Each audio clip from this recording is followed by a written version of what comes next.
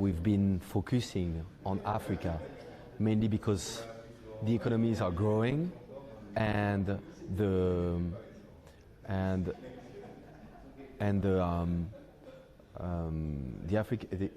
economies are growing, and there is a very low number of hotels with international standard.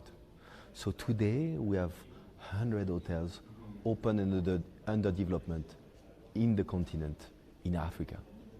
And if you look at the number of hotel chains and the number of hotel brands in competition, roughly you have 110 hotel brands in competition, and Radisson Blu for the last 3 years has been ranked #1 in terms of expansion. So we clearly are leading the game because we have an office in Africa, in Cape Town, with developers, with technical service, and we are focusing for our expansion and our hotel operations.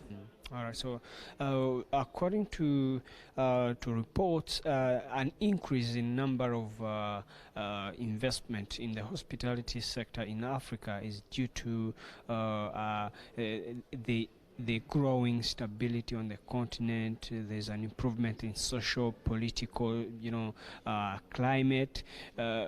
What other challenges do you still face as actors in this sector, apart from if social and political climate is now improving? What else do you want to see solved, like other challenges? There is many challenges anywhere in the world, including in Africa. If you look at hotel development in Africa, obviously it needs political stability.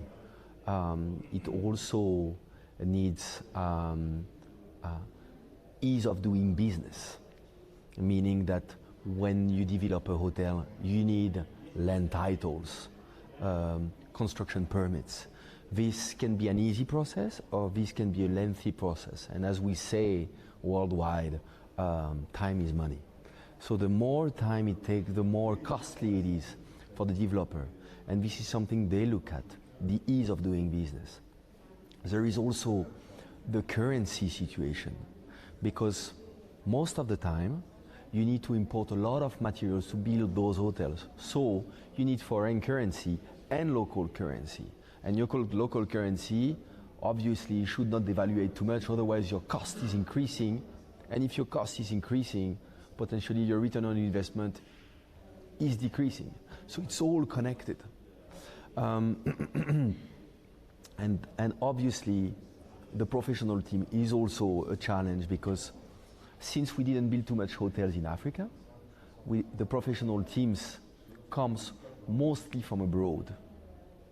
We'll say Francophone Africa, mainly French-speaking countries, Portuguese-speaking Africa, mainly Portuguese-speaking countries, Portugal, France, and we have Turkish professionals, Indian professionals, Chinese, South African, but most of those are outside of the continent.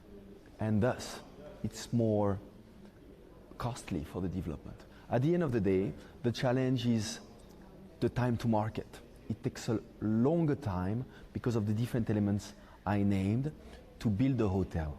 On average in Africa, it takes about 4 years to build and open a hotel. If you go to Europe, on average, it's about 2 years. So it's twice of the time, which impacts the financial viability of the project. You talked about earlier in the conversation competition getting tougher on the continent. So how is that expected to shape the industry, the hospitality industry on the continent? You know, competition is healthy. Competition means that there is an opportunity in the market. If there is no competition, then the question is there really a market to do that, whatever business you're in? Now, we're in the hotel business. It's normal that there is competition, where international groups were looking at expanding worldwide. And the strategy for most of the hotel group is to enter key capital cities and go into secondary markets.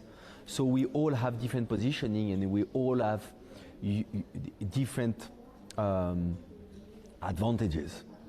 So I cannot talk on behalf of my competition. only to say that I think it's a good thing to be competitive, because it's, at the end of the day, the final owner will have options, or the final customer will have options to stay in one hotel or another hotel. And it's in the benefit of the population